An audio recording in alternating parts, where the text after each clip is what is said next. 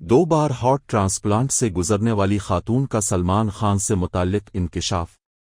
بھارت دل کی دو بار پیوندکاری سے گزرنے والی خاتون نے Bollywood super star Salman Khan سے متعلق انکشاف کیا ہے۔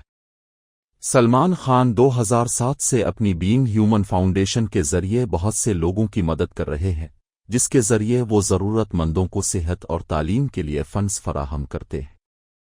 اداکار نے ایسی ہی مدد ریاست کرناٹک سے تعلق رکھنے والی خاتون رینا راجو کی بھی کی، جن کے دل کے 2 ٹرانسپلانٹ ہوئے ہیں۔ حال ہی میں رینا راجو نے ایک انٹرویو میں اپنے مشکل وقت کو یاد کرتے ہوئے انکشاف کیا کہ میں سب سے پہلے یہ کہنا چاہتی ہوں کہ میں سلمان خان کو دل و جان سے محبت کرتی ہوں۔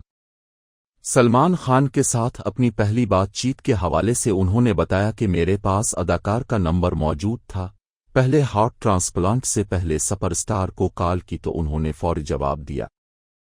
رینا راجو نے بتایا کہ میں نے اداکار کو بتایا کہ میں ہارٹ ٹرانسپلانٹ سے گزر رہی ہوں۔